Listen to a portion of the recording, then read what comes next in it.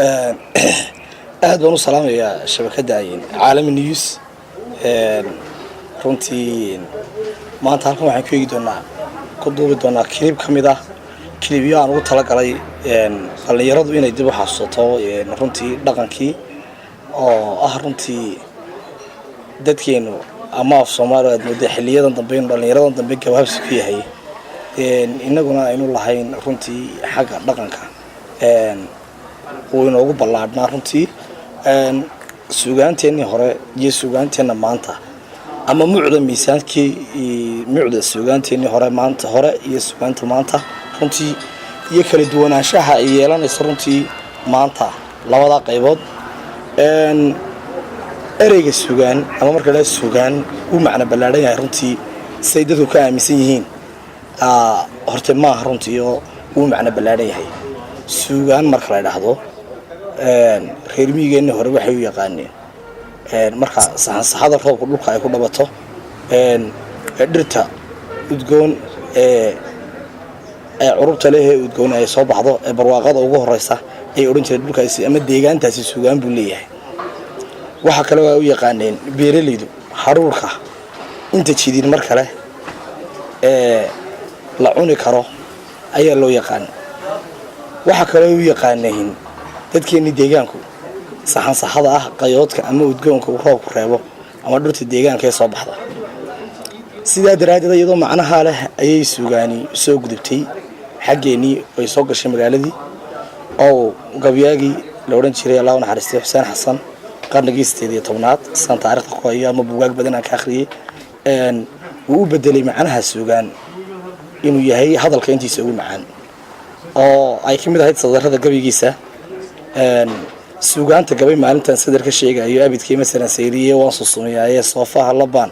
kaga jaraa saxarka baalaaya markaas sarfo ula kacan sabab mareexane marka halkaas waxa ku sida suugaantu inay waqtiyo waaye badan soo martay oo ay ahayd suugaantu markii dambe mucdu waxa noqotay inay noqoto suugaantu qaybta hadalka ugu macaan ama miida hadalku leeyahay inay noqoto marka suugaanti marka la fasirayo macna ahaan waxay noqonaysaa waa iidaanka koosaarta labeenta afka Soomaaliga uu leeyahay ama hadalka qaybta ugu macaan ee ugu naxwo wanaagsan ee lagu suugaan intaas hadii hor dhacaya sharaxaadii suugaan noqoto suugaantu waxay kala baxdaa laba qaybood oo kala ah oo waaweyn oo tixiya tiraaba runtii tixiya tiraabtii oo ah halkii uu raagowga aslaha hadal waa tiraab iyo tixun mid tiraahdaa labada qaybood buu kala baxaysaa way macna ballaaran tahay ereyga suugaan markaan ka sharaxaada hore ka bixino marka loo soo gudbo suugaanteena hore xilliyadii wixii ka horeeyay lixdamaadka xurriyadda ama wixii lixdankii iyo ilaa u dhaxaysay 80aadkii ee dawladii rayidka ahayd suugaantii socotay ama tii geelay ka horeysay xilligii suugaantii geela ku saabsanayd iyo suugaanta maanta way kala macna buuran runtii markaad eegto sadarrada suugaanta hore sadar kasta wuxuu ku siinayay macna kaamila oo dhameystiran oo runtii aad markuu salaan carabi lahaa afku wuxuu la xoog yahay magliga xawda ka jara waa weer Soomaali oo dhameystiran runtii macna buuxdana leh hadal waa tiraab iyo tixun mid tiraahdaa waxa weeye hadalku mafhuumkaad laga soo qaadanayo suugaantii runtii maantana waa adiga arko ku hay meesha aan la rabo ayay maanta maraysaa ayay suugaantii inay inkastoo dhalinyaro badan abwaano wanaagsan jiraan haddana hadalkii waxaad maraysaa bartumaan intuu taagnaa inuu maanta ka soo gudbin muddo hadalkii la magaaleeyay abwaankeena weyn Xasan Xaaji Cabdullaahi Xasan Gani Xasan Xaaji Cabdullaahi Xasan ilaa cimrigiisa barakeeyo markuu lahaa saylo guyaal badan soo baxa kaliishiisa seyl loo digay waa suugaan kustusi deegaan oo meel ku salaysan meel ka bilaabaysa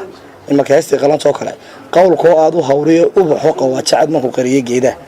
kayntii galgelintana qaayan tahay xareedii halkaad qoobka saartana biyo ay qulqulayaan qalamaayay tahay waa deegaan badsaysa fariimay ku diri jireen fiidmeerta duushay fariintayda qaado hafurfurin adoon arag farxadii jacaylkan ku cadal fayooba shimbir yahow ma duushaa ma dabayla raacda dadka ma u adeegtaa oo mawdadaasha waxa ku tusaysaa humaag iyo suugaaneed oo runtii qofkii arkaa humaaga ka matalayo abwaan hadraawi ilaahay cimrigiisa ha dheereeye ninba wuxuu ka degan yahay halku daacad kaga hadho ninba wuxuu ka degan yahay halku daacad kaga hadho baysteedna dhammaystiran ibraahim gadhloo kale ilaahay u naxariista waa kii lahaa maskaxdaadu iyo noqon maqal lagula leeyahay abwaan gaariyoo kale ilaahay naxariista jannada ka waraabiyo isla maruu ka hadlayay wuxuu lahaa uf qabiilkaanaa leh waa wax dhammaystiran cabdillaahi suldaanti macadde dugsi meel qabiyaaleed waxay dumisay mooyaane markaad u eegtay isteedmanada abwaanadii hore way isteedmano dhammaystiran halkan waxaad artay inay miisaanada inay suugaantii shaxaad ku jiro ama ay wax ka dhiman tahay ama abwaankii sameynaya inuu humaagyada soo qaban karayn ama sarbeebtii saynsaabkii saamadadkii sogordagii inay intaasoo dhan ka maqan tahay ama asturnaantii uu halkuu ninkii soo maray meel sida haragan gimanoo biyo galac ka leeyihiin geestaana doogii u bixiis gaadheen markuusa abwaankii leeyahay ee uu deegaan ku sawiraya inantii quruxdeedii uu maxamed cumar huriye ilaahay u naxariista markuu lahaa daruur goor barqaa kugu timi intay biyo gelisay kala guurataadii aad gedeedii toban lagaa garan gugoo daay geedahoo baxay gelgerima xareedahoo galaclahoo garaara labaan lagaa garan waa adiga qudheedii qofka maqan macaluu soo jidaysa oo runtii deemeel roobkii ku daay reebad khaatimo lagu mareeyo uuna kala raray haaduba hortay marka adoo anigii hilbaayii kala hooyeen waa qaraamkii markaad u eegtoo kale iyo indhoolihii ay agtiisa martaa siduu arkayo u eegaa oo dee beydad qaraamkii ka mid ahaa waddada bariyay kuweeshada iyo warkiiyo hayga goyn waraaqaha way statementkaa kuu samaynaya meel badan habartii dusheediiyo dagalkay ku noore daruuruhu ku horeen dadba wada helmoodo daad wararac bay tiri bisan talada kuma darin iyo nin daar ku jiraa daruur ma arkay ilan xali roobku waa daay ay ka mid ahaydoo kale waxa weeye intaaynu ka soo qaadana waa beydad qaraamkii runtii nuxurkeedii leh oo runtii u baahan haddii ayn beydbeysnaa u dul istaaga dee gabayga iyo suugaantuna meel bay leeyihin qofku haddaanay wax ka keenin abwaan yuusuf xaaji aadan cilmi qabiille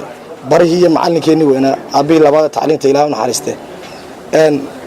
waa kii lahaa haddaan gabayga uurkoo bukiyo aramay kaa keenin ama olol xanuun iyo jacayl kugu ijbaaraynin afkuunbaad ka leedahay tixi waarar ma yeeshaan runtii waa inuu gabaygu meel taagnaada meela laga bilaabaa oo uu meeqaam saradey leeyahay oo uu runtii qofku wixii isu dhisada abwaan cabdiqaadir xirsi yamyam ilaah u naxariiste wakiil haddayay ku dhicin ilmadu dhul abaarsada isha sacabka mari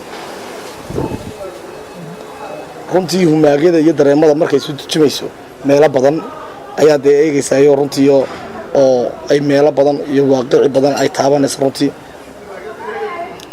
oo waxay kugu tusaysaa taasoo kale inuu qof deegaankii iyo dadkii ku xiran inuu yahay oo dadkeennii hore dadkeenna dambana aanay u baahan tahay ifan macalabwaanadeena dhallinyarada dambeed sida fiican wax u curiya markaad u eegto dad hidda raacaya inay yihiin dadkii hore runtii waxaana soo jeedin lahaa marka suugaanta la eegayo hor suugaanta yaan muusig iyo kama la dhegaysana nuucday ka hadlaysa iyo macnaheeda in la fasiro oo aanu si uu afkii u soo noqdo oo afkan dambe suuqda ee dhallinyaradu isticmaalaysaa oo bal afkeenniyo dhaqankeenna hore iyo deegaankeenna hore aynu dib ugu noqono bal macal suugaanta haddii ay inta bal kaba saar muusigoo bal qoraal ahaan u eg macno buuxay samaynaysaa oo marka dhinac kastaba ka eegto wax hadday noloshii la jaan qaaday noqonayso xilli walba xilligeeda taagnayd oo runtii kuu samaynaysa macno buuxade oo sadarro buuxo macno buuxa ku samaynaysa dee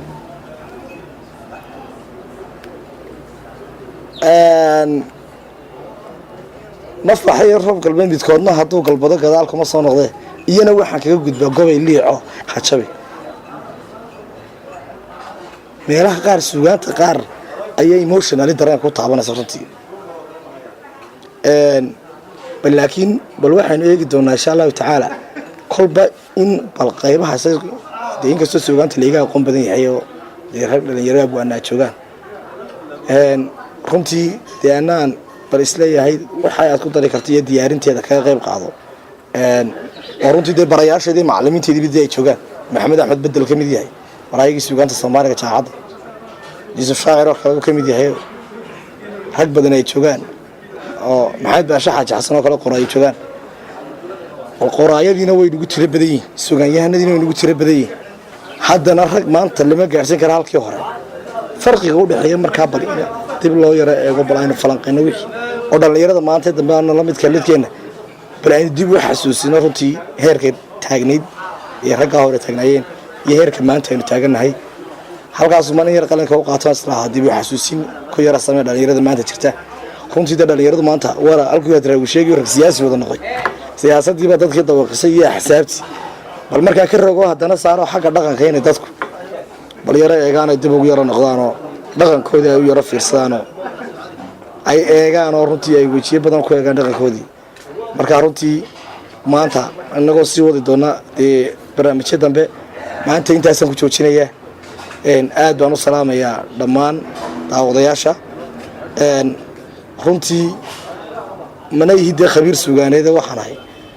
arday macallimiintiisa joogto oo runtii kolba qaybtii kaga beegan uu ka yareegaya wixii aan qaldamo way saxaysaan wixii aan ilaawo mana sheedaan aad baan idin wada salaamaya dhamaantiin guuliyo gobonimada leeyahay assalaamu calaykum waraxmatullaahi wabarakaatuh gaar ahaan shabakada caalami news يا صحافة كسرة يا سيمان هذا السلام يا روتي برنامج كريم مرتقاضي أدبوا مع سنتين السلام عليكم ورحمة الله وبركاته